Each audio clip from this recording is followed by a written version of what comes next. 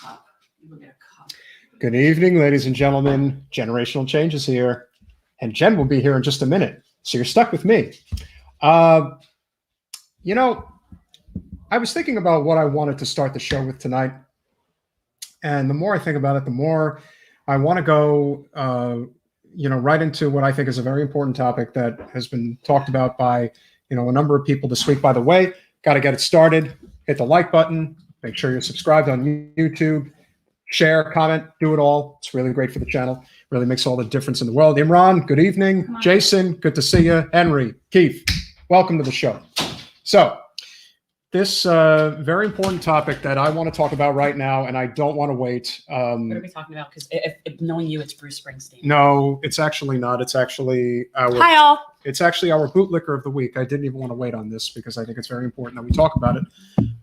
So got to capitalize it.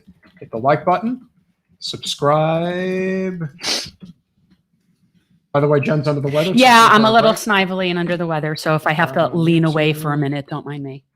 And share. But let us, but I have all of our things up. So Yes. we have, if you wanted, So share? Yeah, just. Video? No. First of all, you're still sharing that, Okay, right? so- No, that's not right. No. Okay. No, I think we're good. All right. But do you want to do that one? Do you want to do the news or do you want to do Bootlicker?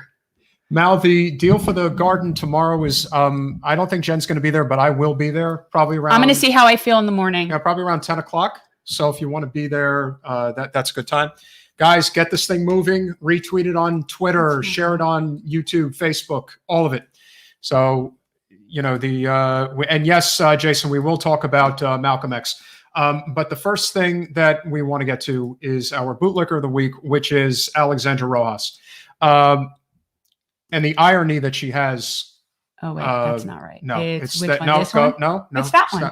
Yeah. Well, I think it's this one. No. Oh, okay. So then it's this one? Yes. Yeah. Can you stop? Well, I'm having a little fun here, Alexandra Rojas. Alexandra Rojas is the bootlicker of the week. And not because I want to make fun of her, but because I think I do. No, I think that it's this is what a lot of people, especially the people on that were pro force the vote, were right about, which is people put way too much faith in these institutions that inevitably are going to let them down. Alexandra Rojas is supposed to be the person who.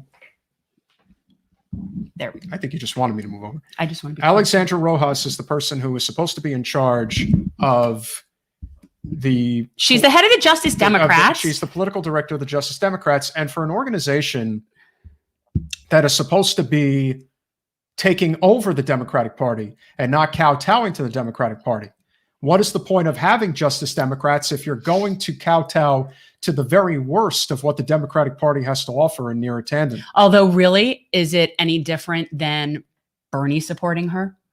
Because that really kind of sucked to watch.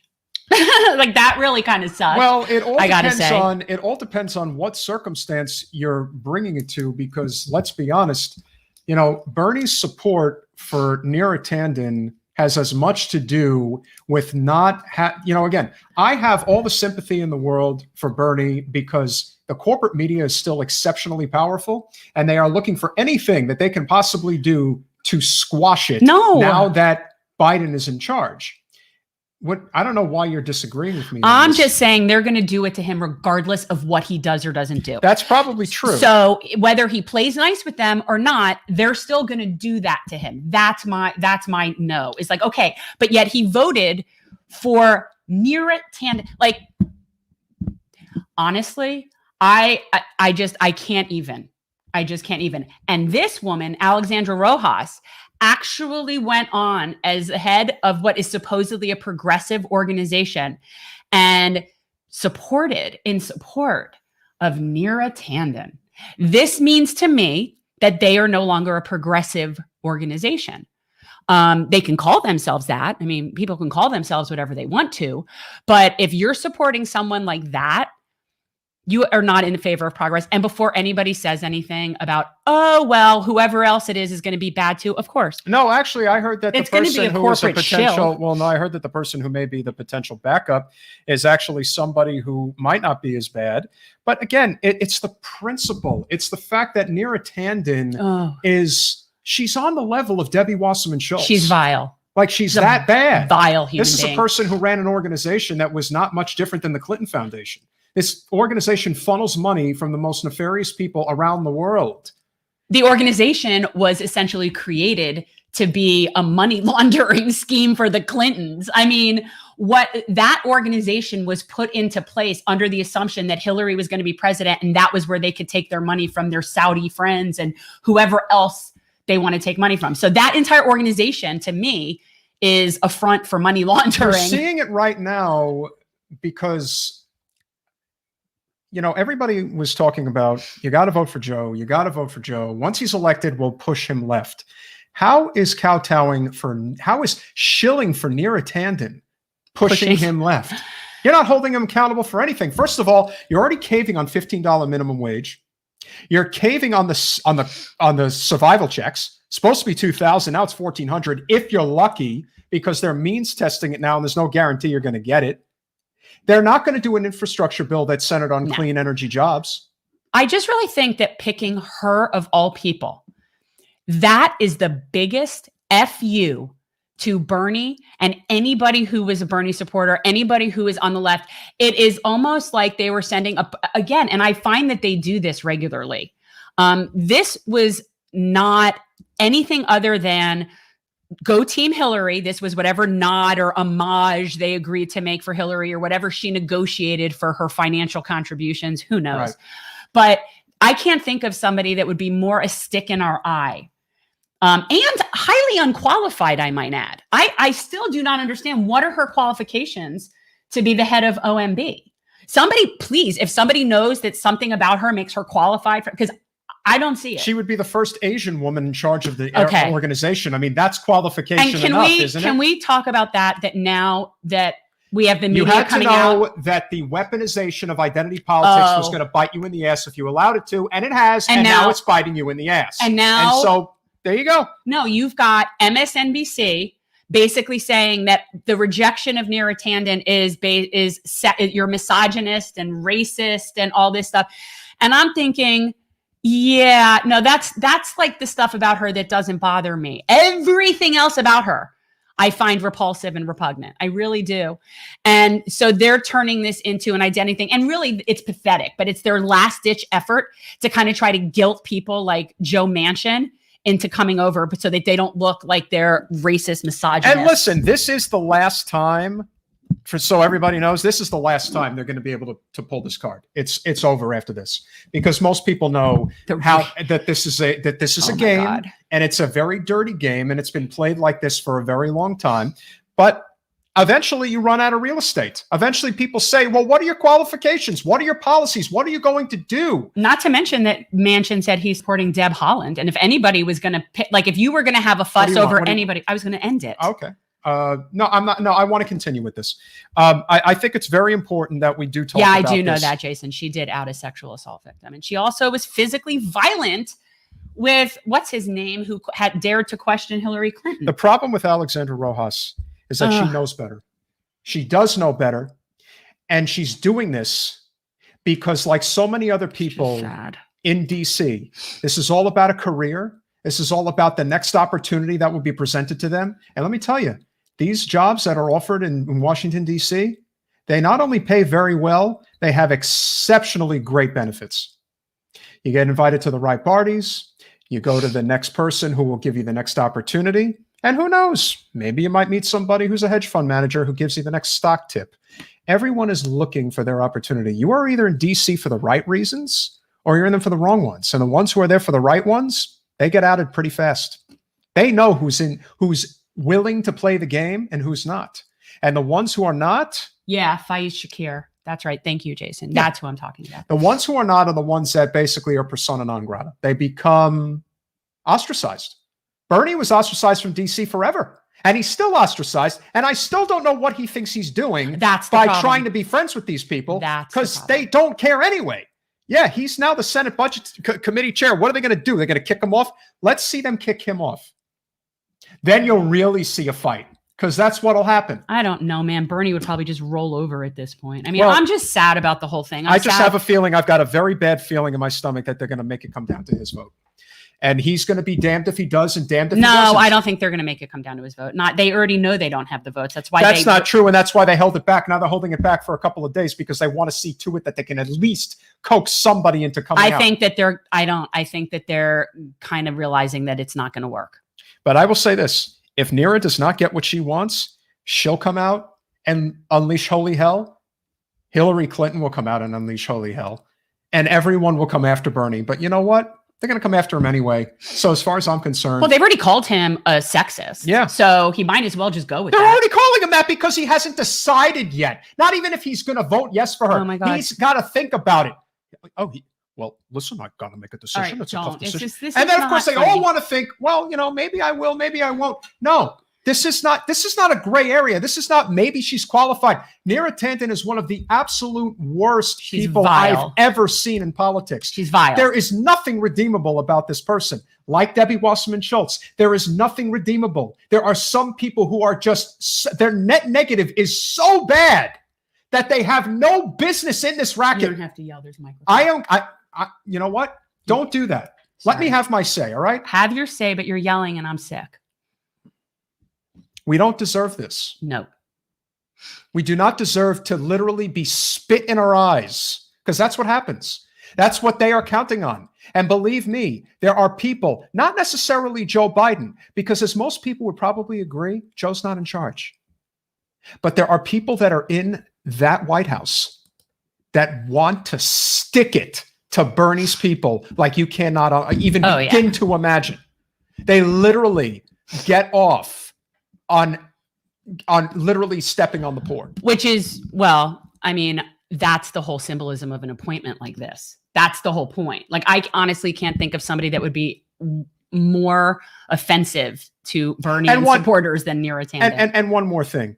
This also goes to Cenk Uygur. Shame on you and Alexandra for doing this to Kyle Kulinski, because we all know that he's the brain trust of Justice Democrats. He's the one who came up with this. Well, he was not happy about this at all. Absolutely not. He's and you know he chooses his words very carefully, but you know he's like, he can't fathom this. Sons of bitches that you did this to me. Well, I think probably one of the reasons he's not affiliated anymore is he probably saw where the direction that was going. Absolutely. And I don't know if it's that they've been compromised by corporate money. I don't know what their situation is, but you cannot say you're progressive and support this appointment. No. You just can't. So like I said, I made a post that said it's more oxymoron. It's more oxymoronic than what I consider Jews for Jesus. And if this is true, that Biden has just started bombing Iranian forces in Syria. That sounds about right. We would have had that. Look, we would have had it 4 years ago if Hillary had won. It would have started 4 years earlier. You wanted your war with Iran? You might just get it. Oh, for God's sake. Isn't that great? Yeah, but Trump was the problem, not the system. So you want to stop Trump's the problem. We don't have a problem in this country with our political system. We have a problem with demagogues. Well, we like that though. And we like teams. We like to have teams and we like leaders. People really do need upper management. Yeah. It's really interesting. I mean, you see it all over the place. Like, I mean, growing up, like to me, that's sort of how I thought about organized religion, was that it's some people need upper management. They need something, to be in charge. This is the same thing. People like people to be in charge. And so they're willing to sacrifice freedom, liberty, and all sorts of stuff for that security of feeling like someone's in charge. And this is not good. And I think that's also what ends up happening with a lot of people when they watch MSNBC and CNN and, they get enamored with these personalities. It can't be understated, just how bad this has gotten. Because, look, there's a lot of different things that we could talk about this week. And, we've got multiple things that, I just brought up. The one thing that I will conclude, and this is all part of News and Amuse, which is important here, is that they are making the excuse. They're making the excuse that The reason the reason why Manchin is going after Neera Tanden and is not supporting her is because she called out EpiPen back in 2016 for, and again, when you look at how she actually called them out, it was an exceptionally soft attack. Whereas what Bernie Sanders did in terms of his attack had a lot of teeth. The point I'm making is that if you really have a problem with EpiPen, and I certainly do, and pretty much everybody else does, Medicare for all is the solution, because that is how you stop big pharma price gouging. Anybody else who tells you that they have a problem with this but don't support Medicare for all, it means they really don't have a problem with this. It's just grandstanding, which is what most people like to do. They want to feel good. They want to, wax poetic. But yet most people support single payer healthcare. So it's, But the people in power do not, because the money they get comes from the nefarious organizations that don't want Medicare for all. Yeah. And once one domino falls, it just takes one. Once one domino falls, the whole thing falls apart. And that's what will end up happening. We will be in a situation very, very soon where hopefully we get one domino to fall and then the rest, just kind of falls into place. And one last thing, since we don't have it on News and Amuse. Are you talking about Malcolm X? No. Okay. We'll get to that. Okay. The idea that everyone wanted to silence Tara Reade because they didn't want to have Trump win again because Trump's got his own dirt. All right, look, I will give you the benefit of the doubt ever so slightly, because I do think that there is some genuine concern for having Trump as president. I agree 1,000% on that. And I voted for Joe. The fact that MSNBC and CNN are dead silent on Governor Cuomo just goes to show you that it's all a ruse. It's all a ruse. And we had Lindsey Boylan on this show. And it's amazing how she, in very guarded tones, talked about these types of things. She could have let the cat out of the bag right then and just said, yeah, you know what? They're all corrupt. And they put me through hell. But you know what? It doesn't matter, because women especially, the kind of hell you have to go through to make it in politics, good Lord. I just think it's interesting that people still think people make this stuff up. Now, I will concede that every so often you'll have the fringe person that wants to get back at someone, so they accuse them of something. Yes, I know that happens. And the people who are the fringes, they usually get caught right away. But really, that's got to be like a 1 out of 100, and you've got 99% of the time that it's accurate. So why wouldn't we just go with that? And then, sometimes it's unfortunate that someone gets caught up in that, but that's what the court system is for. That's what, due process is. And so, that's really what that's about. But as far as supporting people when they're making accusations like that, I have no doubt in my mind that what Lindsay's saying is true. Not one. And any woman out there that I like I've said a million times, I do not know a single adult woman that has not been violated in her life. And that is a spectrum ranging from, rude jokes to forcible rape, obviously. Yeah. But I don't know women that have not been violated. I've been violated. So I have no reason to it's so typical. Why would I not believe that? The other thing that, attractive women.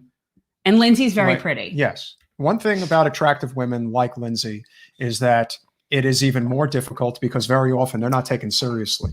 They're basically treated as a piece, as a piece of meat. I think people like him treat everybody as people that. He's a mafia. He's a mafia don. He's 1,000% mafia don. And my father, my father even said, because my father's an estate planner and he does a lot of business in New York, and he said Cuomo could never run for president. He's got way too much baggage. He's got too many mafia ties. There is no way that he would be able to do it without somebody exposing the depths of where he goes. But I got to tell you guys, one of the biggest reasons why Cuomo is not taking it from the Democratic corporate media right now is because he is very close with President Biden. And that has a lot to do with it.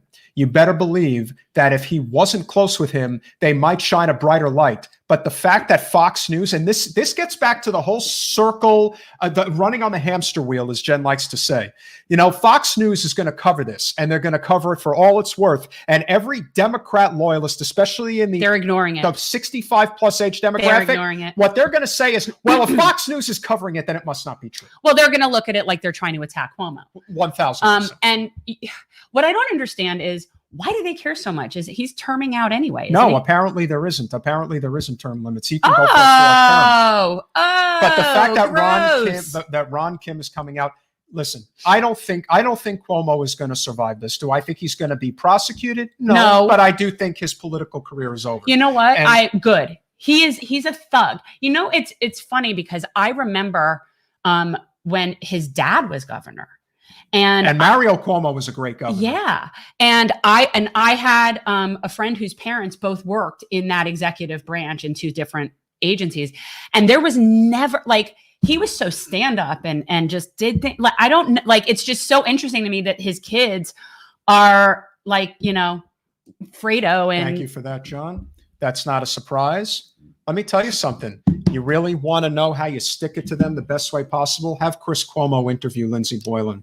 I'm sure that would happen. That would be beautiful. This is why CNN will never cover this. And this is exactly why I've said this for a long time. Talk about Fredo. And I'm not saying that he's the worst guy in the world, because there are plenty worse interviewers and media personalities than Chris Cuomo. Yeah. But never doubt that Cuomo has his job because his name is Cuomo. Oh, and that God, it's certainly not because he's a rocket scientist. And listen, I don't want to take anything away from He's not exactly a journalist. Because Anderson Cooper handles himself very well on TV. But Anderson Cooper is a Vanderbilt. And that is why he has a position on television. And, well, no. Actually, that's not why Anderson Cooper has a position on television. Anderson Cooper there's a reason he doesn't use that name.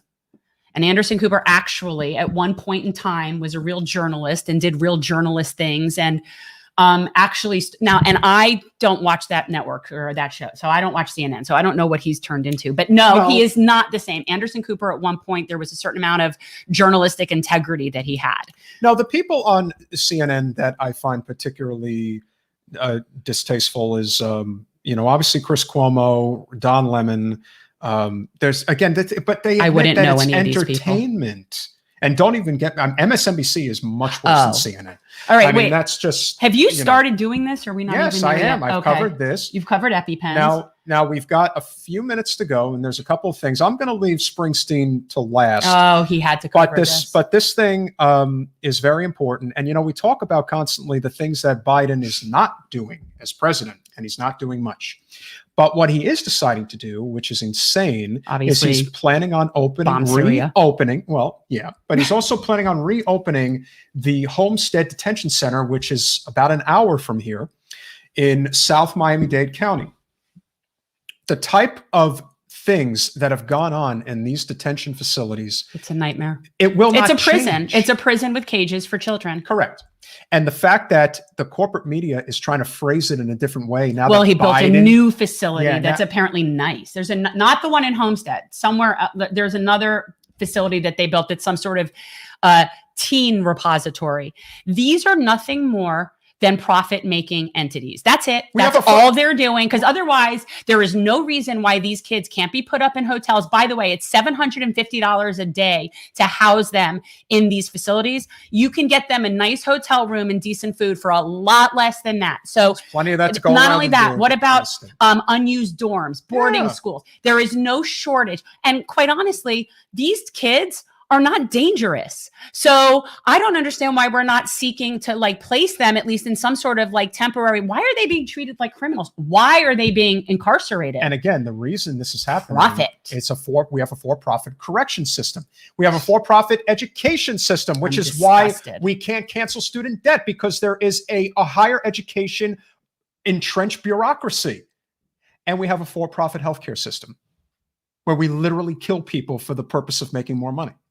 So there are things that have to change in this system, and that is why we talk about them. We have to continue to talk about them. There is no excuse to reopen that detention center. Well, it's for profit. But now, what I still can't get why we're treating these people, and specifically these kids, as criminals. You know what? So anybody, I always have to give a shout out to Bo, the Fifth Column. I love his show. It's one of my favorite things. Of course we love Bo. We love Bo. And he did a bit on this, and he is immigration is one of his biggest issues. He's very pro-open immigration. He recognizes that the people that are coming here are wanting to contribute and have better lives, that these are the people that we should be giving jobs and paying for them to go to school instead of incarcerating them. but so he did a whole episode on this, and he actually went over the money that it would cost to house them in other ways. But one of the things he said is, let's give an example. Let's say parents are coming here on a trip or whatever, and something happens and the parents get killed and the kid has nowhere to go. Do we stick the kid in jail? No, we don't stick them in jail. We find some sort of accommodations for them. I don't understand why these kids are being treated like criminals. And Emily just brought up a great point. Another thing that Biden said on the campaign trail, and likes to, come on, man, give me my word. He doesn't even know what he said. I know yesterday. what I said. I don't know what I said. He doesn't know what he said. Said there would be 0 deportations in the first 100 days. I don't know anybody got 26,000 that he's already deported. So infuriating to me. So, like I said, why are we so scared of teenagers?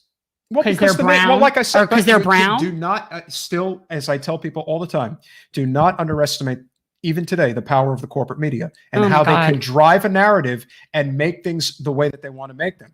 And before we bring Ally into the studio, one last thing that I want to mention. Bruce Springsteen is a personal hero of mine. He's my favorite musician. This had to hurt. And this is from where I'm from. I'm from the same areas. And he's a big Springsteen fan. Like, everything comes back to Bruce for him. So to see him doing a podcast with Obama, it's like, you wonder whatever happened to this guy. It's like when I found out the topiaries at Disney World aren't real. That was my Santa Claus It's not moment. that I didn't find that it was real. It's that Bruce has always been the guy who didn't want to be a limousine liberal. Or you perceived him as that. No, because you would slam so many plenty. other celebrities about, like, they supported Hillary. They did this. They did this. And now your guy is collaborating with, like, the head of the neoliberal army. It's gotta hurt. Can I? Yes, I'm sorry. I'm trying to talk about something that's very personal. I'm sorry. It's Bruce is somebody who I listened to during some very difficult periods in my life. And when I met him, I had a conversation with him over the phone. And I told him how important he was to me and what an impact he had at a time in my life when I really needed it. And I'll never forget how gracious he was. We spoke for about 5 minutes. And it was just it was the type of conversation that I would expect to have with a person who's always been complimented as being one of the most down-to-earth, non-egotistical megastars. He's not just a celebrity. He's right up there with anybody after the Beatles. Like, when you think about how well-known Bruce is around the world and how well-known he is just as a celebrity in general, usually at that level, it really does go to your head. Now, I'm grateful that he's still a grounded person, and people even to this day at the Jersey Shore will talk about how, yeah, he's there. He's there with his kids. He's there with his wife, just a regular guy. But when it comes to his politics, he's definitely evolved into somebody who I do not recognize anymore. And it hurts. He didn't come out for Bernie when I actually think he could have made a difference in 2016. I really do. I think he could have made an impact. You don't know that he's necessarily a progressive either. Because there's labor people, like pro-labor, pro-working class people, but they're not necessarily progressive. Well, that's not true, because if you listen to what Bruce sings about, he sings about exactly what Bernie has been talking about forever. They are two intertwined people in their respective lines of work when it comes to fighting for the working man. This is what he's always been known for. And I can recommend all different songs from the 1970s until recently, where Bruce really does capture the essence of the moment and can really make you believe that anything is possible. But when it comes to his actual activism, there's a problem. There's a little disconnect right now. It doesn't exist anymore, and it hurts. It does. It's not that his I don't know what he does activism-wise, but pairing up with Obama is like giving a nod to the neoliberal god. The biggest problem that I have with Bruce is that he knows what the problem is. He's not stupid. He's always known it. And that's why he's able to talk about the things that he's able to talk about. That's why there are a lot of people who love what he talks about, but at the same time, they are also embarrassed by the fact that they know that they benefit from a system that is completely upside down. And until you come to that realization that what you're doing in terms of your actions, yes, it's wonderful. Bruce has donated millions upon millions of dollars to the Food Bank of New Jersey. There are things that he's done all throughout the United States. And I credit him to doing what he's done to make people recognize that it's okay to punch a clock from 9 to 5. So Jason, I want to point out, so you and I are approximately the same age, but I saw that concert. I was at the Orange Bowl for the Born in the USA concert. It was amazing. And I also agree that Mellencamp is right up there as far as working class people, working class heroes. And I've seen him a couple of times too. Highly recommend. And Mellencamp, just the same. Mellencamp came out for Pete Buttigieg. And it's like, yeah, that was not good. You know, at some point you got to say, pretty. Guys, I mean, like, how disconnected can you be? I think he did that more just because it was Indiana, maybe, which is not a good reason considering this is someone who's been supporting farmers and working people his entire life. But I just feel like we're not where we need to be, and we do need to have leaders that understand what's going on. We're going to meet one right now. We're going to meet someone right now who is, and we need to put her name and stuff on the banner. Yes, make a banner. So bring Ally in because I've not met Ally before. So we're going to meet Ally. Ally's coming on for the first time, and she sought us out. So hey, I guess we're kind of getting around. We're very popular. Yes, we are getting popular. Hey. Ally, hey, how are you guys doing tonight? We're doing good. Ally Dalsemer, is that how you say it? Yes, exactly like that. Chunk it out. Dalsimer. Super easy. How you like a banner. So since I don't even know you, and the fact that you sought us out, I'm assuming you tend to be on the progressive side, or you're just a masochist, maybe, but probably you're progressive. Well, I don't know why somebody else would want to come on this show. But yeah, why don't you talk a little bit, introduce yourself, say, you know, who you are, because most people probably don't know. And then we'll promote.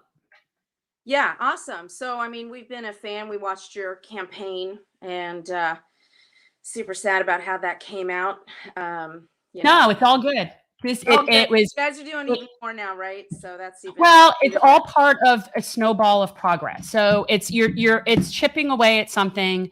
The progress we made is still progress, even though it wasn't the end result. I mean, that was just one aspect. You know, I think that's part of what we're trying to do is change the concept of what a campaign is, so that it's not just the means to an end, but just really part of the greater movement and expanding dialogue, building coalitions like that. But anyway, continue. Yeah, I'm sorry. No, exactly. I mean, that's one of the reasons that I'm doing this is because I want to be part of something a lot larger, right? It's, you know, I should take a step back. So I'm Ally.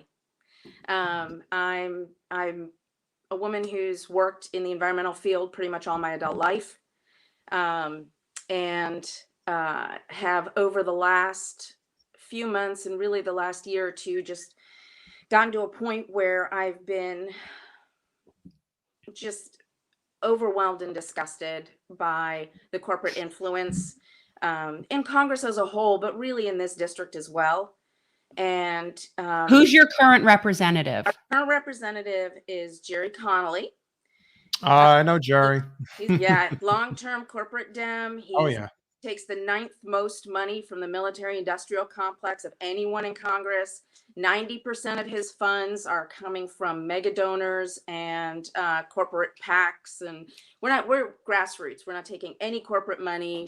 We're just he kind of reminds us of somebody we know. It's all the income. They're just he's got a lot of similarities to Wasserman Schultz in terms of the scope of the corporate interest money as well as the amount of money they take from the defense industry. So you felt inspired to go against that? A little bit. I've not really inspired. So my son was the one who was pushing me into it, right? Because I'm just my job was eliminated by an appointee from the Trump administration, just deciding that natural resources weren't that important. Although as it happened, my position was re-advertised 6 months later at a lower level. So it wasn't a GS-15 level, it was a GS-14 level, which meant that it had to comply with whoever they had there. So a lot of the changes that I was trying to implement had been super supportive right up until the new appointee came in, at which point the entire priority system changed. So, and that was really frustrating because I really felt my job was to represent the biologist on the ground, right? Well, say what your job was. What was that? Right. Sorry. So my job was managing the Department of Defense's natural resources program. which is it's a fairly large program. DOD's got 25 million acres of land, and a lot of it you can't access. So they actually have the highest density of threatened and endangered species per acre from any other land managing agency. Right there in Florida, you've got Eglin and Avon Park and whatnot, and they've got incredible. I mean, like Eglin has this amazing sea turtle program, right? And just the biologists on military lands are amazing. Of course, the environment doesn't get the budget. During my tenure, the budget was cut like 75% in our discretionary fund. But that's because we weren't building weapons. So, but I managed the program. I was trying to make a lot of things happen. That ended up not being popular. My job was eliminated. I started my own business. That was going really great up until COVID hit. Then it didn't go so well. Ended up doing a lot of reading and educating. There was a lot going on with the Black Lives Movement, a lot of economic disparities, COVID really just exploding and exacerbating everything. And we were watching Knock Down the House. And I was like, oh my God, these are like regular women. These are just people. And my son looks at me, he's like, you need to run for Congress. And I'm like, ha, right.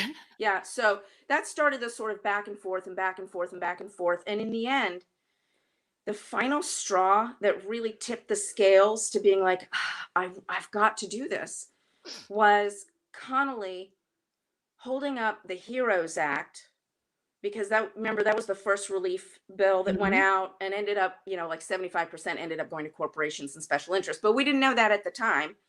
This money was supposed to go out. People were waiting in food lines. People had lost their jobs. People, we were on full lockdown mode. And Connolly holds up the bill for 48 hours so that he can add a $3 billion rider for military contractors. That money ended up going to corporate headquarter rent, executive bonuses, some other things. It was like, oh my God, you've got to be freaking kidding me, right? So that was really harsh. We ended up reaching out to a woman who primaried him in 2020, Zainab Mohseni. She, I don't know if you know her. No, wait, what's her name? Zainab Mohseni. No, we don't. No. No. So how'd she do? She's 28. She was like in her 20s, just her and like a handful of volunteers. They only raised $28,000. We didn't even know about her till we went and stood in line and we were waiting to vote.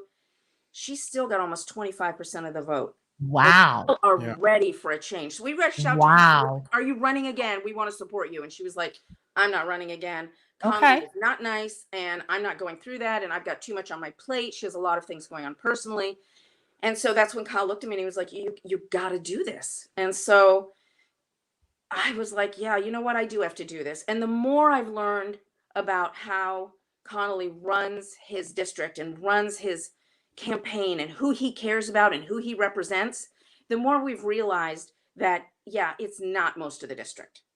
He represents this tiny sliver of people who are fairly affluent, who have strong corporate ties and corporate interests. And then everyone else is kind of getting ignored. And he keeps saying the right things, right? Like he was tweeting today about, oh, Amazon is so horrible. They've come in, they're doing this. That man took $10,000 from Amazon just last year. I mean, it's like, he talks about we need green energy. We've got to do this. But he takes huge amounts of money from Dominion Energy, which is this horrible mess here in Virginia. And he's never signed the Virginia Green New Deal Act, which actually implements Green New Deal activities, right? Brings the jobs, tries to get clean transportation. Yeah. So it's just too much hypocrisy. And I just felt compelled. And that's probably a little more than you wanted, but no, it's great. And we actually have spoken with Lee Carter. We had him on the show, and obviously we're supportive of him. We're big fans of him. And when I sit there listening to you talk about Virginia and clean energy, I feel like somewhat hopeful for you that could be in your future if you were able to get someone like him as a governor in there. Yeah, I mean, the state legislature has been doing the House side has been doing all kinds of amazing things in Virginia. EV vehicle or electric vehicles.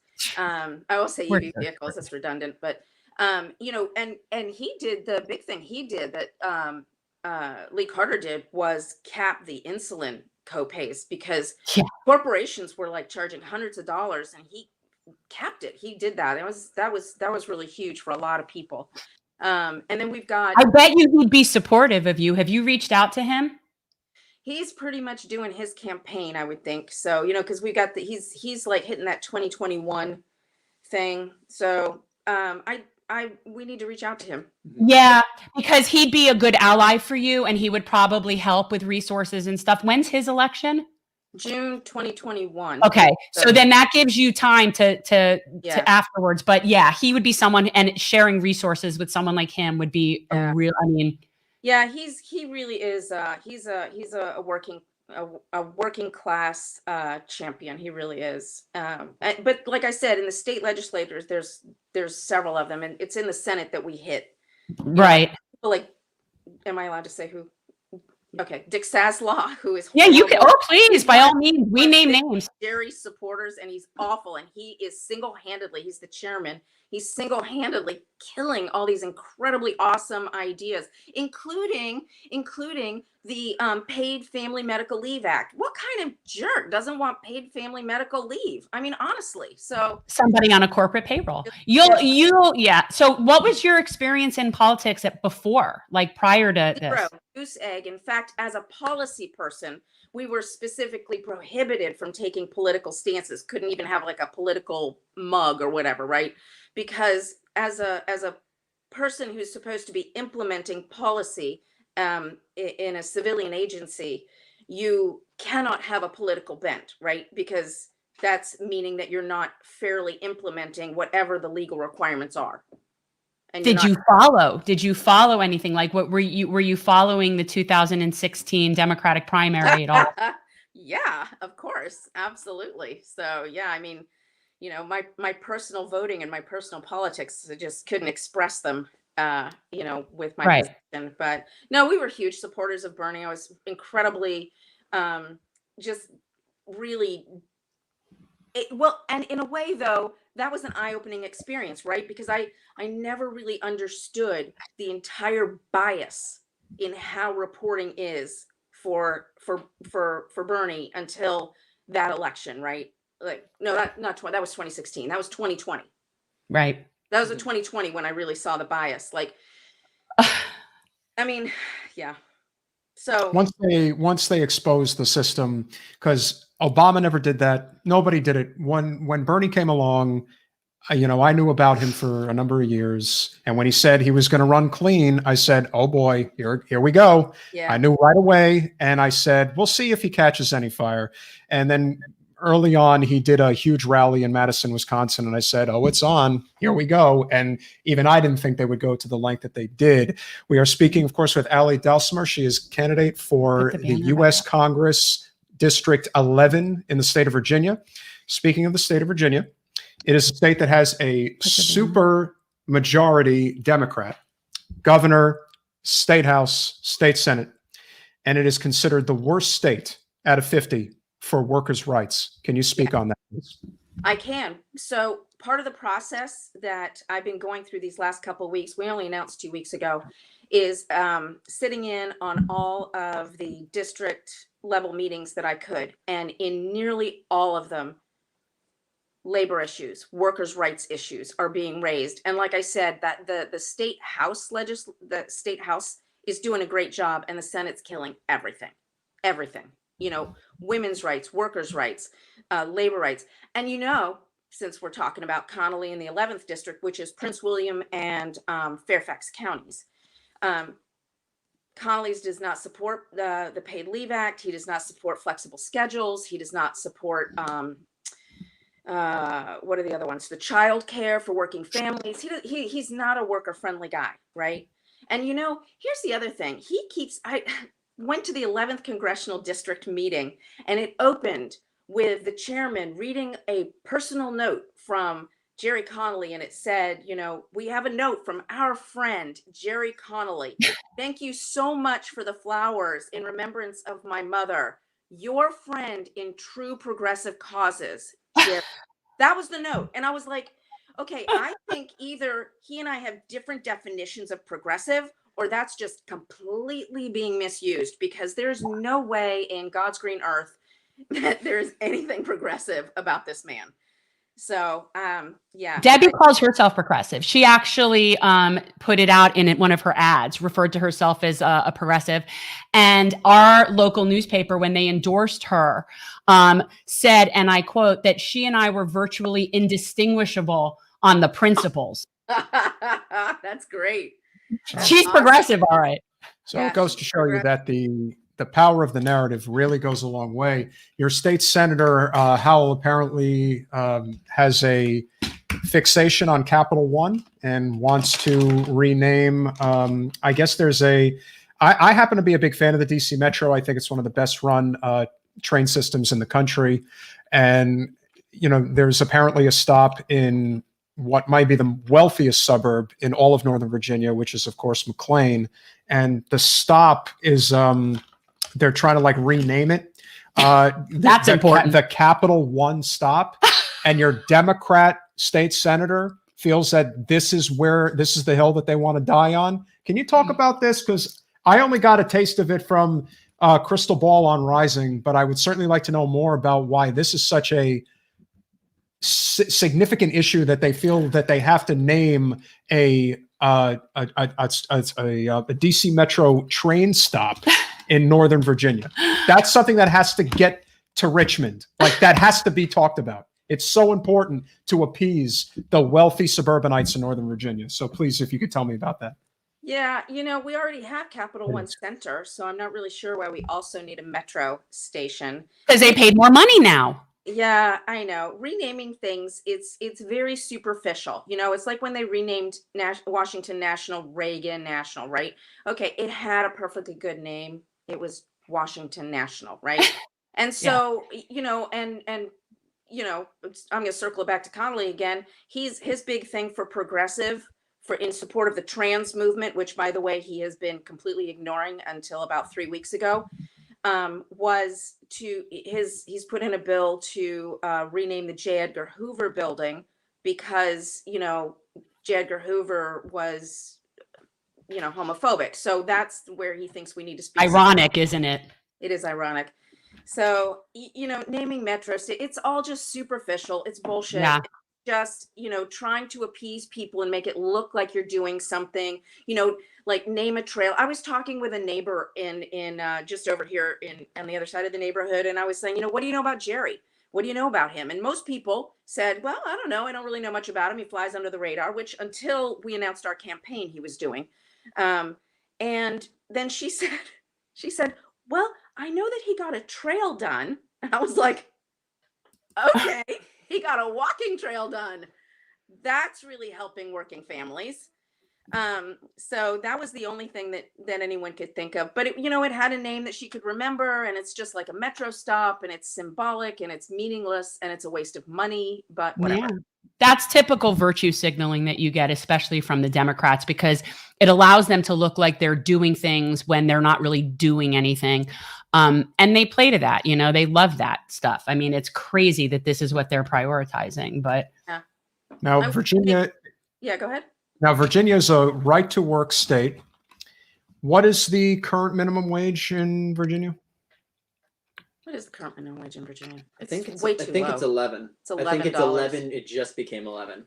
Wow, that's high for us. That's $3 higher than Florida. So yeah, here's the thing. You know, like Virginia is probably typical in many ways of many states. But, you know, right here in the 11th district, Fairfax County, the cost of living is 150% higher than it is in the rest of the state.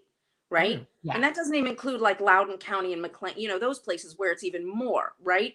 So how are you supposed to live in an urban area, a metro area like Northern Virginia, like New York City, like LA or whatever on $15 is a baseline, right? It's not a living wage in a lot of places. So whatever it is now, it's not enough. $9.50. It's not meant to be. You wait. It's all. It's $9.50. That's Okay. It's a starvation wage in that area. And the truth is, you know, give it unless there's dramatic change in the next few years, give it a decade, it'll be more expensive to live in Northern Virginia than it is to live in the San Francisco Bay Area, because basically everybody who lives and works in basically anybody who works in Washington D.C. who wants to have property is going to end up in Northern Virginia. And a lot of times you're dealing with people that, of course, are not from the area. So their community ties do not exist. Their interest in seeing the area grow properly is of no concern. We have that problem here in South Florida. Very transient. Very transient. Or non-natives. You get a Yes. lot of people that it isn't their hometown. And when it's not your hometown, you don't care as much. So you have a very big difference in terms of the part of the state you're in versus, you know, areas like, you know, Charlottesville, and, you know, you have, you know, even places like Richmond, Virginia Beach. It's a very different state. And I think Lee actually said this when he was on the live stream. There's Northern Virginia, and then there's the rest of Virginia, or there's like a technical term that they use for that. So trying to represent the part of what do you call it? Rova. Rova. Rest of Virginia. Rest of Virginia. There you go. That's There's good. Nova and Rova. That's what it Nova. was. And it is amazing, you know, how much it's changed. It really has. Because again, you know, the native Virginians tend, you know, it's still technically a southern state. It's got a lot of, you know, those conservative values, especially in the southwestern part of the state. But a lot of what has changed has been not necessarily a progressive takeover. It's been the attack of the suburbs, I guess you would say. Virginia, to me, really is emblematic in many ways of where things ultimately went wrong for Bernie and went right for Biden. They leaned in exceptionally hard on the, you know, 200,000 plus a year income earners, and they have now completely taken over the Democratic Party in many respects, at least at the top. Now, the question is, what can be done to really reverse that? And you are seeking to become a congressional representative in a district that, from a financial demographic, it's not your wheelhouse. But what has been the reception from the average voters that you've been coming across? Yeah, that's an excellent question. So I'll back it up a little to say that Connolly's got a $3 million war chest and is already hosting fundraisers and doing, you know, his thing. Oh, And I said this the other day to a friend. I was like, if you are a high GS level federal worker or a wealthy contractor, and you've got high salary, good benefits, and you really don't care about anybody else, vote for Jerry, right? He's your representative. If you are not within that sliver, that tiny minority of people who have those jobs and who genuinely don't care, because I think most people do care, right? And if you are not in that tiny sliver, he's not representing you. So literally everyone I have spoken to is really excited for another opportunity, right? I live in a working class, blue collar neighborhood. You know, my neighbor's a construction worker. The guy across the street is, you know, works as a dental hygienist. You know, it's a working class neighborhood. I don't live in an affluent bedroom community or whatever. And I think that Jerry he's very competitive. So when we were first looking at his website, he had on his bio something like he's never lost an election since, I don't know, like he was in diapers or something, middle school, I think. You know, so winning and being in power is super important to him. That's not where I'm coming from, right? I'm not in it just to gain power for myself. I'm here because there seems to be a real need. Working families are hurting. You pointed out we're 50th out of 50, right? That's pathetic. That's outrageous, because the entire infrastructure that supports all these wealthy people lives here as much as they can. I mean, you keep bringing in the Amazons and the this and the that, and the, you know, the housing prices are going crazy.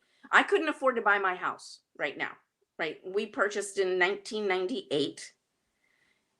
I would not qualify to buy this house now. I would be probably living out in Manassas somewhere, or Fredericksburg.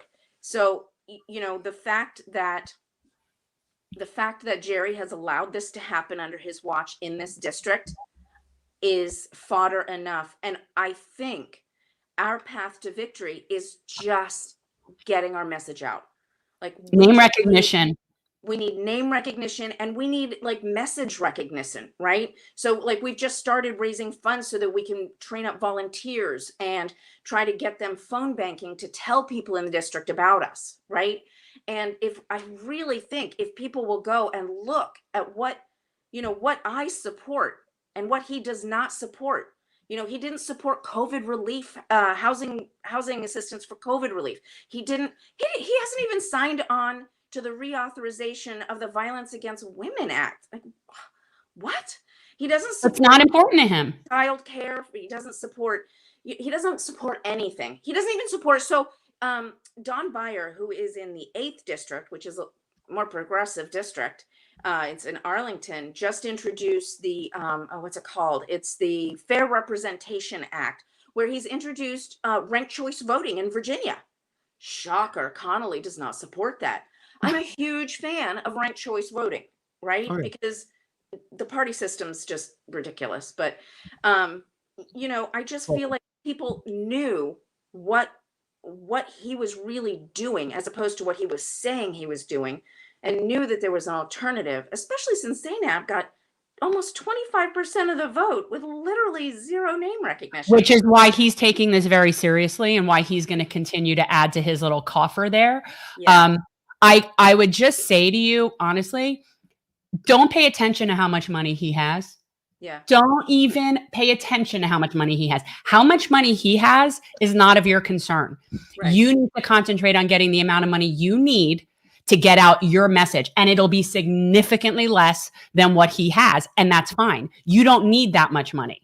His intention, which is also what Wasserman Schultz's intention was, because she's concerned about Jen. There's no question that she is. That's why she attempted to become the chair of the Ways and Means Committee. She lost spectacularly. It was glorious. To Rosa DeLauro.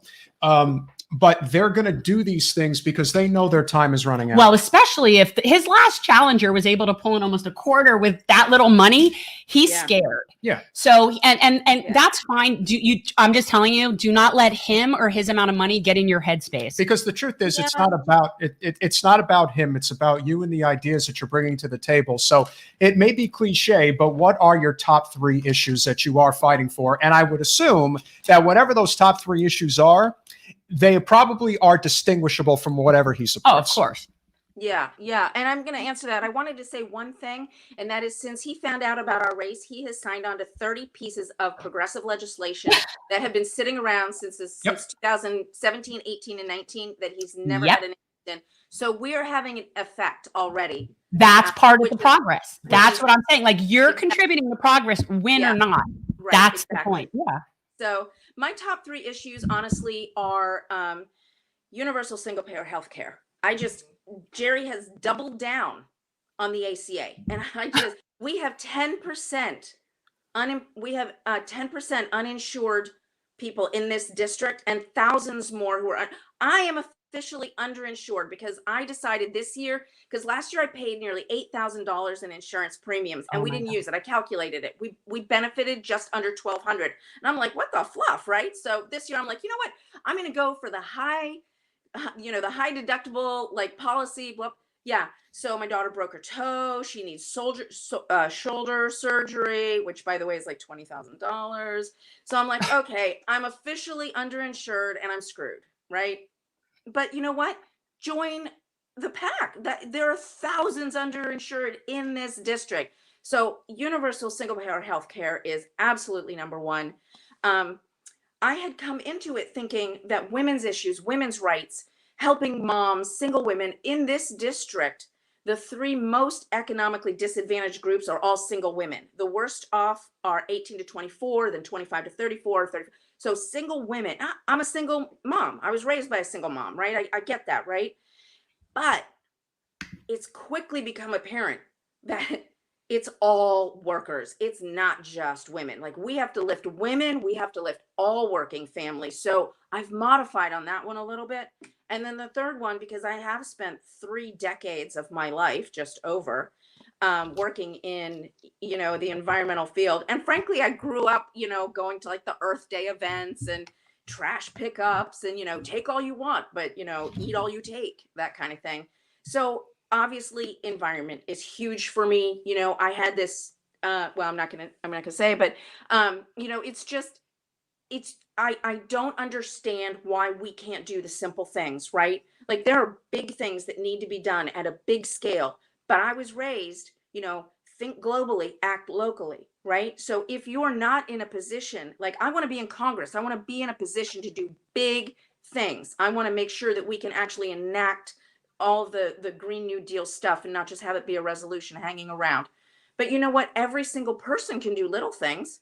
Every single person can recycle, use reusable water bottles, take cloth bags to the grocery store. It is amazing how many little things everybody can do, right? So those are my 3 top priorities, but there's just so much that needs to be done. And there's a lot. We just always ask for a top 3 just sort of to get an idea. And also it gives us an idea of what the priorities are in your district. And not that they're different from any other place, because single payer healthcare was my number 1. And criminal justice was my number 3, and environment was number 2. So we're in the same, the same realm. They're all so related. They're all interrelated, right? It's like E.G. Omaluma talked about intersectional equality, right? Yeah. And that's what it is. Like you can't talk about, because the fact is that we need prison reform, like having a for-profit motive. It creates this perverse incentive, right? We've got it in education and in prisons and in everything. And, and it's all related to just the incredible racism that pervades our society. And, watching what was that guy's name who was talking to Deb Haaland and being like, oh, well, we don't want our lands taken away from us. And I'm like, are you? Okay? Yeah. I mean, you're talking to an indigenous person. What are you talking about? I don't think there's any irony there. I think he's being very honest about that. He's like, hey, we already took the land from you. We don't want to give it back. Are you kidding me? Oh, right. It's ridiculous. It's absolutely ridiculous. These things have to change, and they're all interrelated. So I can give you my top 3, but the fact is that everything is a top priority because it's all interrelated. You can't, it's not like you can just pull one thing and the whole thing. You got to undo the whole Django system has to come apart. Corporate special interest money. Yeah, that's really what it is. It's just profit and money, and in every different area. And it's just we're watching the decline. But that's why they fight so hard, because it just takes one domino. That's all it takes. If I think one so falls, too. The whole thing falls apart, because everyone is starting to catch on. And again, in a way, I think it's a good thing that Biden's president, because he's not going to do anything. No. He's going to do the bare minimum that they think that they can get away with. But I think they're severely underestimating how bad things are right now. No, apparently he's going to war in Syria. Oh yeah, he did an airstrike just like a couple hours ago. I'm disgusted. So that didn't take long, and you can see why they wanted Trump. Scary, which I didn't know about. It's been a devastating evening for me. Yeah, and again, wait, what? You didn't know about the? Just when I clogged into the waiting room, you said that you had found out the topiary at Disney was not real. They're not. Okay, it was a Santa Claus moment for me. Oh, I'm so sorry. And I can qualify it a little bit. First of all, I am talking about Disney World, so I can't speak as to what's going on in California.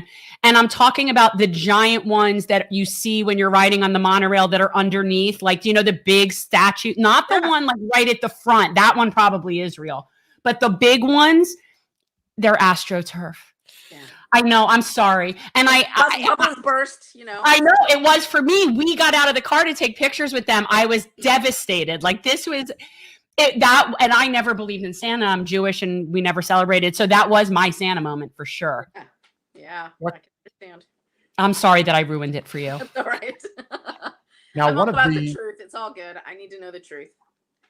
Now, I always say that one of the biggest issues, one of the biggest roadblocks with Wasserman Schultz is the establishment that exists within Here. the county party, in particular in Broward, the chess pieces, if you will, that have been in place for 30 years, a long time. Does Connolly have some type of a similar infrastructure set up where you are? Absolutely. He's ingratiated himself and worked himself into every committee that's important, every, district. I mentioned District 11 meeting, where they sent him flowers and he was like your friend. you know, it's the only places where I've found, this is kind of interesting, the only two committees where there is, well, there were three actually, but it was mixed in one, but there were two committees where he is absolutely detested. I shouldn't say this. But it was in the Women's Issues Committee and in the Environment Committee.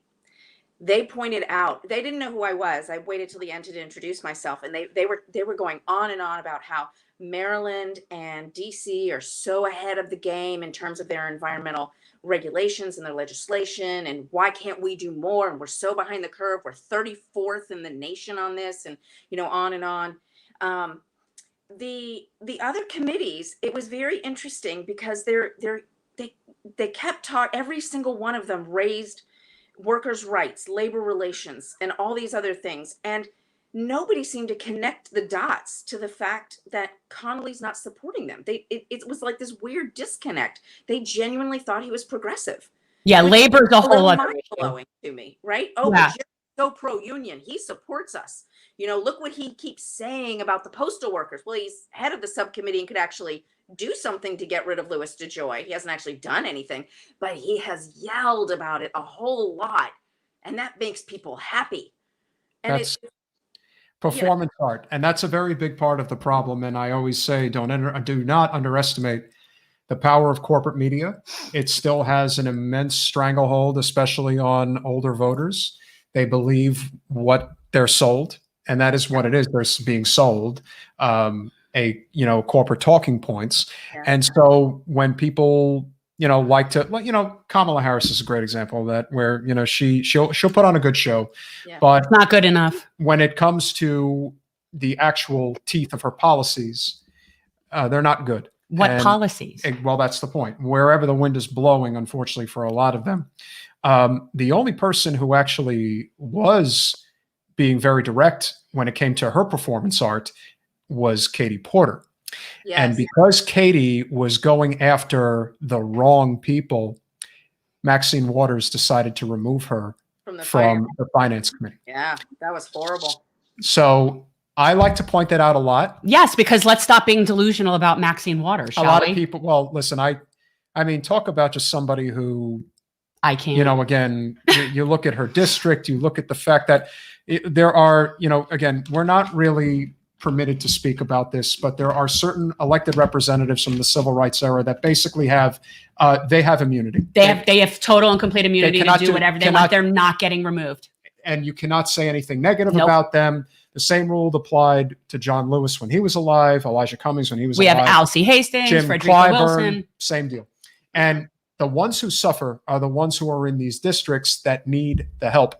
Yeah. And so long as people who are trying to literally turn over the apple cart right now, I preach patience, even though patience doesn't exist right now, but we are getting good people in. And what has changed in the last 3 years, not even 5 years, AOC really kicked it off, but ever since then, there's been a dramatic change in terms of, especially on the Democratic side, nobody challenged sitting incumbents. Right. Nobody. Now people are doing it. And it really was a shifting thing. And, you had mentioned watching Knocking Down the House. Yeah. And Corey. And, we all know that Corey was able to get through this second time, which is amazing.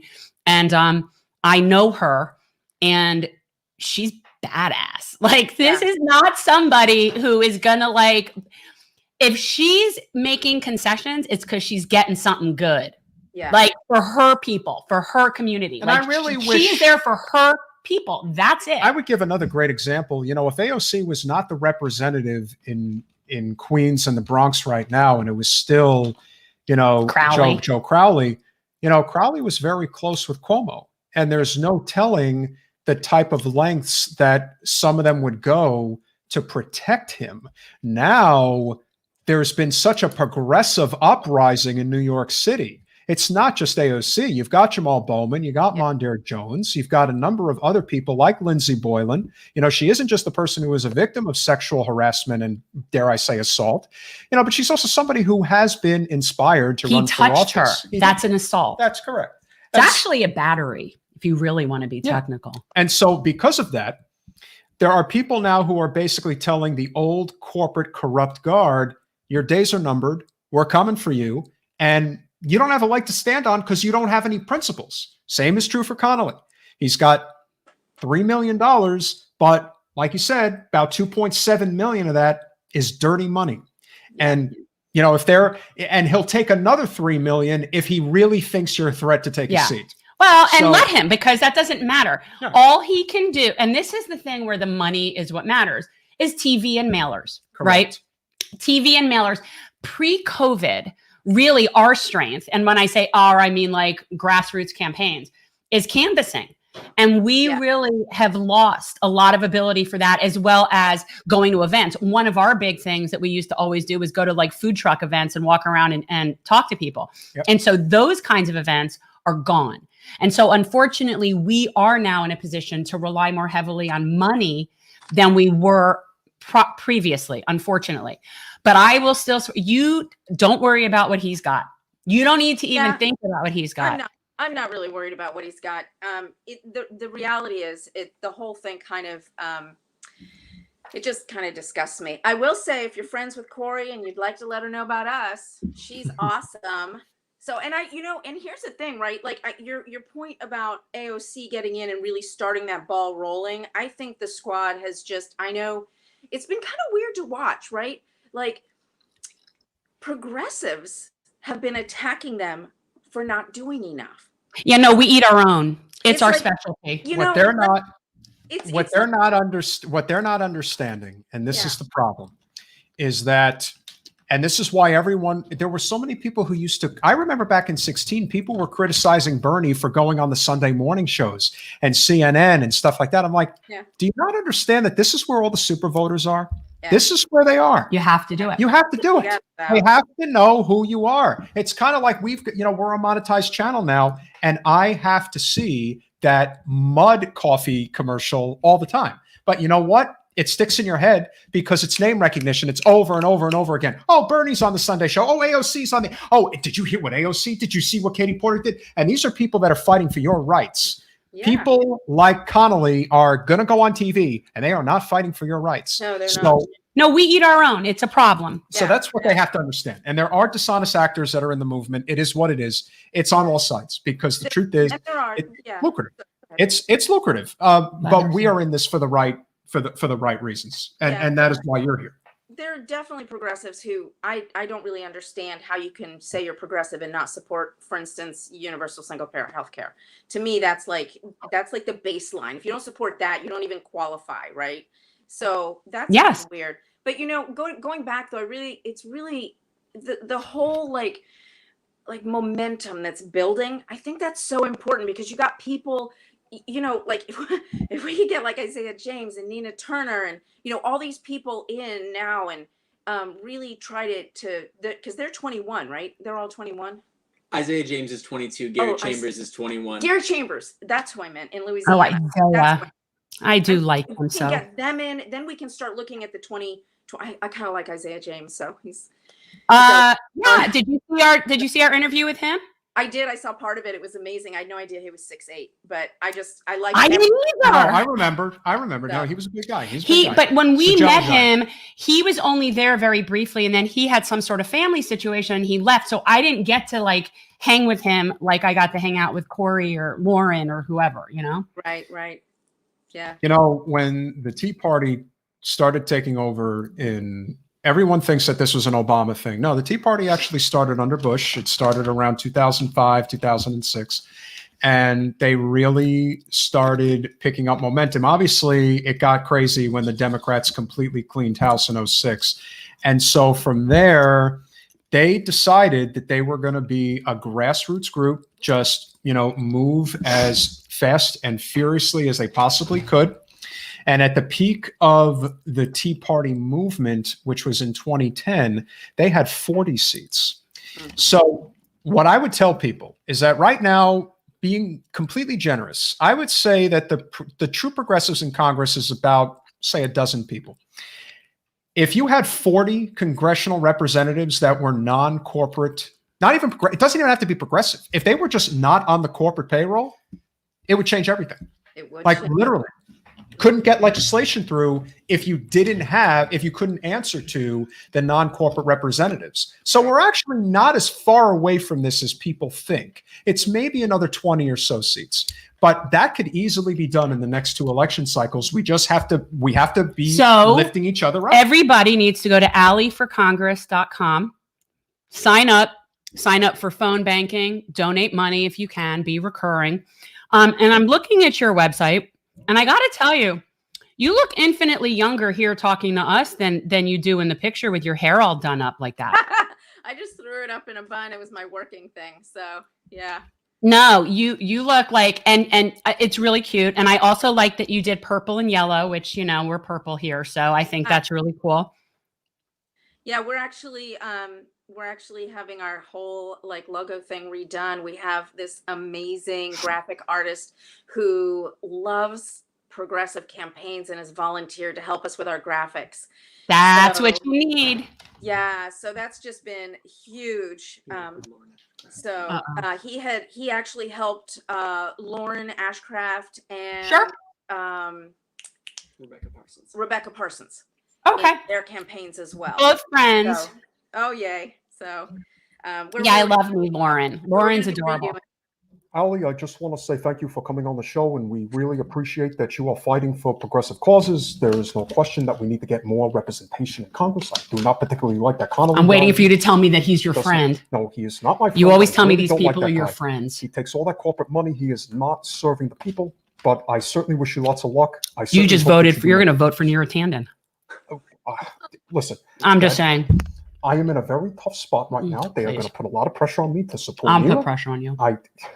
Well, look, I haven't made my decision yet, and they're already telling me what a terrible All right, person. we need to let Ally give her spiel. Ally, give your spiel. Let's hear it. Wrap it up. I'll wrap it up. Here's my spiel. I am running an entirely 100% grassroots campaign because I really believe in the government by the people and for the people, of the people for. If you think about that, that's a super powerful thing. So please, if you have the ability to join us for volunteering, if you have the means to donate, we would love your support. Get our message out, tweet us, join us, follow us. If we can spread the word, that's going to be huge.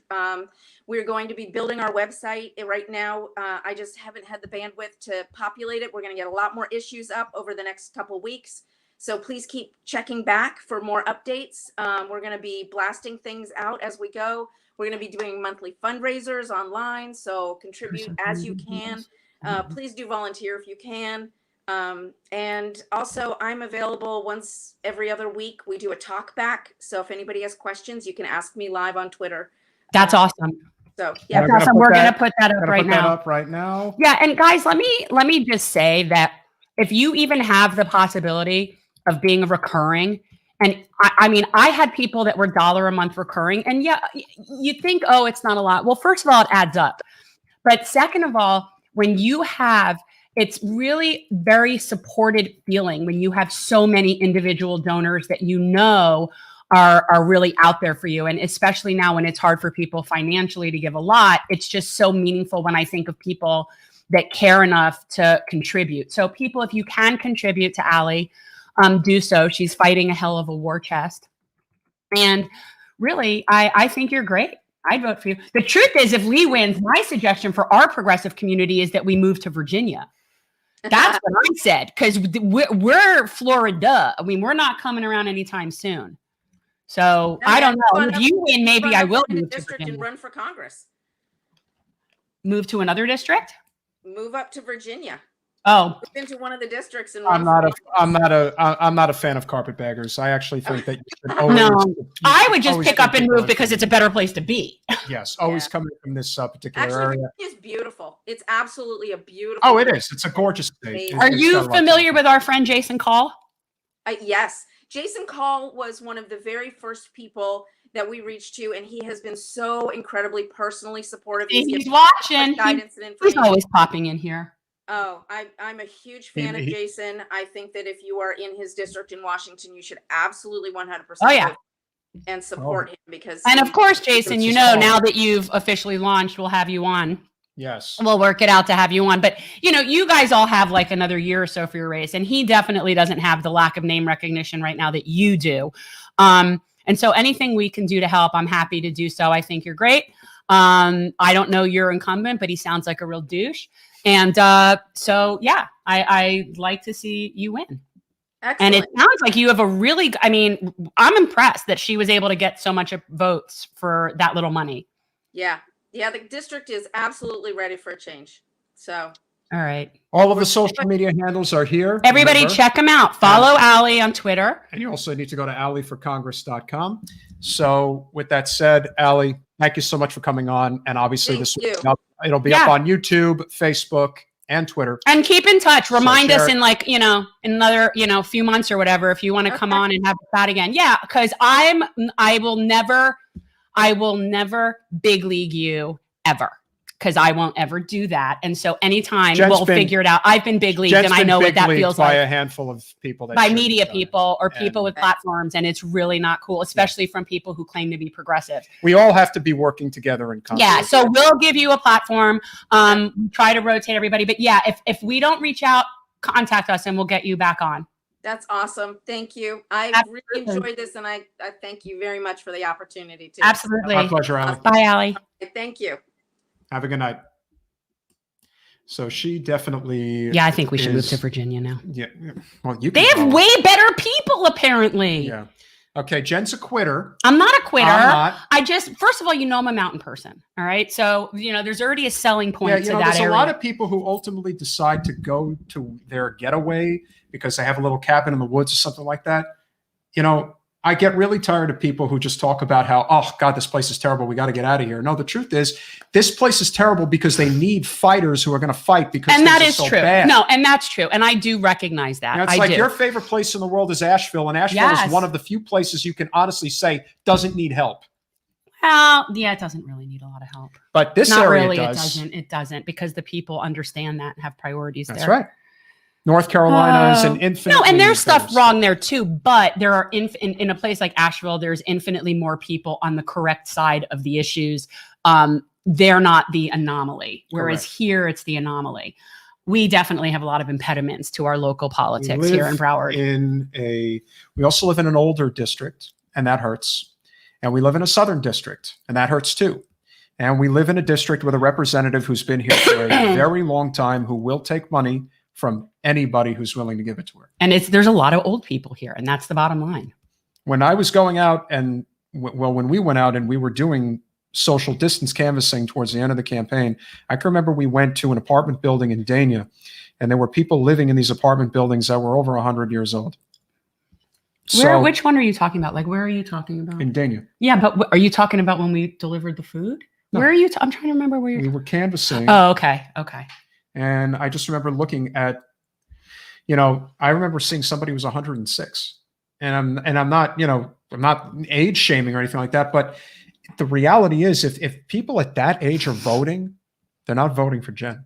No, they're voting for what's comfortable and familiar. Older people are definitely, they're more stuck in there. Well, and they crack. have Medicare and they don't see it's a very different thing. The issue that Jen does support, which would be the deal breaker, I think, for a number of older voters if Jen were to run again, is Social Security expansion. That's a big one because Debbie cannot support that. We should get back to, we were going to address the Malcolm X issue. Yes. And I think that we should address the Malcolm X issue. So I think the important thing to remember about the Malcolm X issue, and this is what you need to know, because everybody knows that he was assassinated. Well, that's the thing. Like, nobody here is surprised. No, no one should be surprised at all that he was assassinated by our shadow government. That's not what the surprise is here. No. And no, wait. For people who don't necessarily know, it was recently reported that essentially our shadow government gave a couple of people the night off, had them not be at their post at the time when they would have been there to prevent or protect Malcolm X. And so essentially, by relieving them of their post, they were kind of opening it up for whoever it is they had to come in and whack him. That's what it is. But explain to me that, because I just always assumed that. Like, it never occurred to me that it wasn't that kind of operation. I assumed it was. So why is this like, groundbreaking information. And I'm serious. Like, I'm not entirely sure. I don't think it is groundbreaking information. What I think it is, though, is that it basically shows you that we have had for the past several years, and this is the worst thing about upper class liberals. It's why I dislike them in terms of a demo more than any other, is because they are the most ready, willing, and able to trust our intelligence agencies. They trust the CIA. They trust the FBI. I trust nothing with initials. This is why when you have people like James Comey and John Brennan and James Clapper, you're dealing with the most nefarious people in our shadow government, and you're putting them up on a pedestal because you hate Trump so much. For that, it's amazing. But most people who claim to know a lot about politics really don't know much at all. We're going to have a little education right now because we have a good question. Okay. This is my life idol. This is Thurgood Marshall. Okay. I'm assuming that's who you're referring to, Cheyenne. That's Thurgood Marshall. Also, it's young Thurgood. He got a little hefty in the older years, and I'm sorry, but he did. And so this is young Thurgood. And if anybody is, interested, the movie was great. R.I.P. Chadwick Boseman. It was amazing. But Thurgood Marshall was the first Black man appointed to the Supreme Court. But more importantly than that, that I think is what he's known. Well, that, and he was the lead attorney from the NAACP in Brown versus Board of Education, which was one of many cases. Thurgood Marshall argued 32 cases before the Supreme Court, winning all but I believe 2 or 3 of them. And now we have Supreme Court justices that have never even tried a case. We have fallen very far. This is like the epitome of the combination. I always say he's brains and balls. Brains and balls. Most people have one or the other in spades, if there are any. He had both. I can't see the movie, Nerves of Steel. And then this is a dear friend of mine who was very influential in my life. So that's that. That's Thurgood. So we have, oh, sorry. I know a lot of people think that we've come, Can you just stop? So we've come to a point now where I know a lot of people are feeling despair and they're not really sure, what the future holds. And now if Biden is literally trying to start a war with Iran, what else is new? I say if Hillary had won, this would have happened 4 years ago. We would have had boots in the ground before her inauguration. But again, most of the people who are in favor of these things would never, ever put a uniform on and stand on the front lines to die for this country.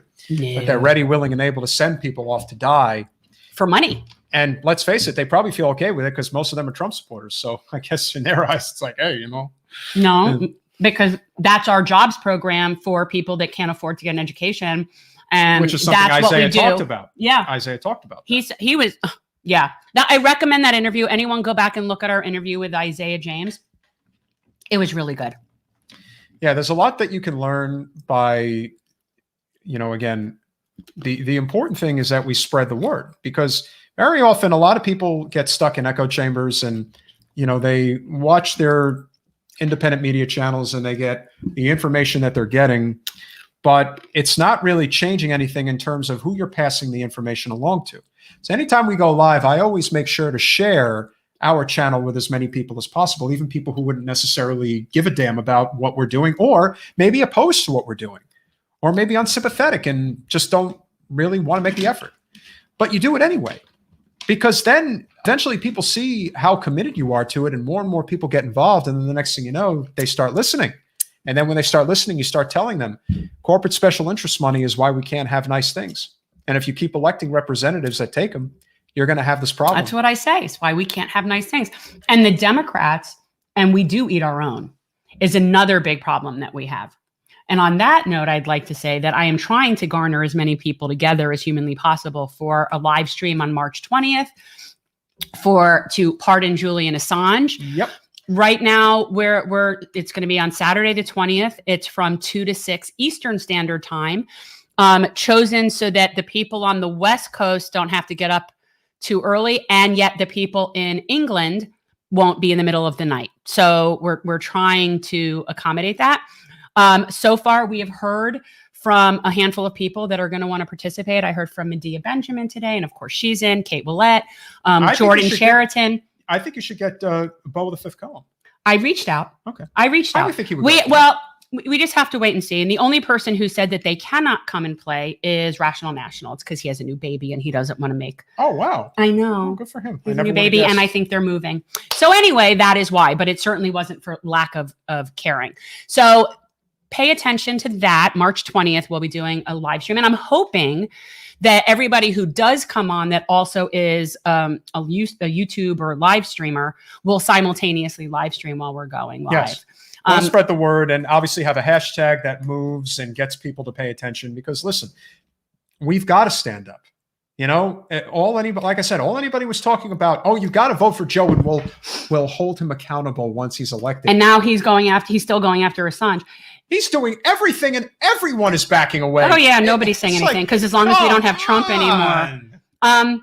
Yeah, I think people need to take the Julian Assange thing infinitely more seriously than they are. Most people don't pay attention to it because it doesn't get mainstream media coverage. It's not even about Assange at this point. This is about protecting your freedom of speech. People don't understand it. Independent media is going to get crushed. Yeah. What do you think is Well, we're all going to, this is fascist. People, yes. If Julian Assange is extradited and tried, according to our Espionage Act, which is he's being prosecuted under the Espionage Act, which I still fail to see how that's possible for someone who's not an American citizen. But anyway, that is the end of the First Amendment. I say this not being hyperbolic. Like, this is a really big deal. The Julian Assange thing is a really big deal. I mean, think about how bad it is with journalists in DC to begin with.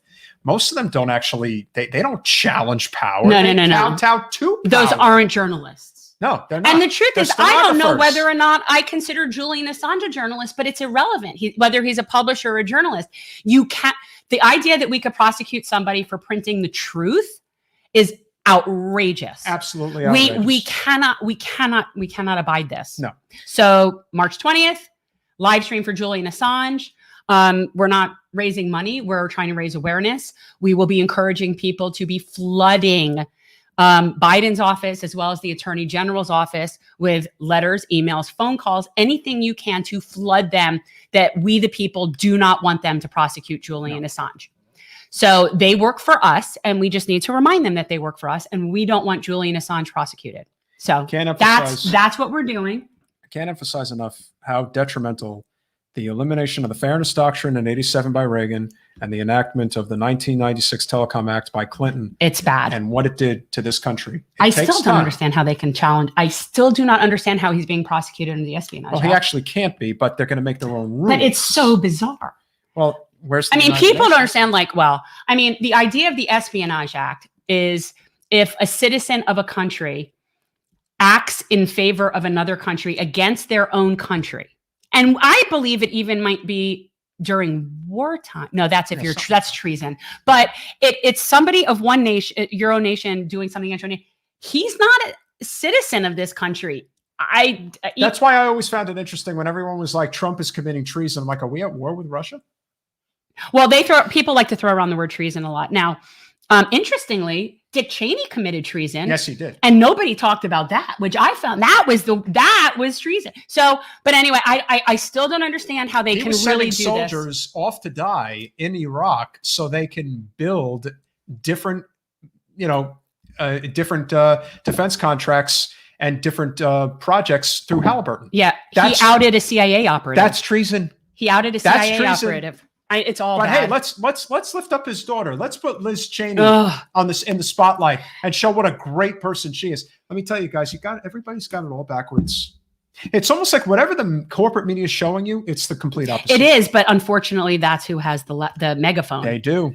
And they're going to have a bigger one as we go forward. We're working against it, but it's like sometimes I'm like the salmon swimming upstream. Yeah, this feels like Blade Runner or some type of dystopian. Well, we are, and especially with masks. And I saw this ad the other day they're now making these helmets that look like astronaut helmets so that they're ventilated so they don't fog, and people are going to be walking around. If I start seeing that, I'm done. That's it. I'm leaving. I'm not living in the Mad Max. So, or if I am, I'm fleeing to the mountains to have peace and not have to wear a mask in my vicinity. What a world. I'm not wearing a helmet. Okay. Well, Jen's not wearing a helmet. I'm not guys. wearing a helmet. Wish Jen well. She's not feeling good. I'm not. Hopefully she'll be better by I was Monday. sort of sundowning. And we are going to be doing a labor series starting on Monday. We're going to be doing it going to have 5 shows throughout the month. I didn't know it was 5. Well, it's Mondays. We're going to be doing a labor series, Monday's labor. Yeah. And it's going to be really interesting. We have a new video production intern that's going to be helping us put together this. We've also got some other big guests that are going to be coming on. Next Thursday, we're also going to have Diana Morales, who's running for the mayor of New York City. Okay, that's next Thursday. Correct. Okay. And so... And Monday is... I haven't decided yet. Oh, okay. But it's labor. We know it's gonna be a labor. But labor I still think we also need to address the Florida like special kind of thing. We're working on that. We're working on some formatting issues. With that said, really appreciate you as always coming out. Remember to subscribe on YouTube, share the video, like, comment. And sit through the commercials. We know it sucks. Please do. Just let them run. Peace out.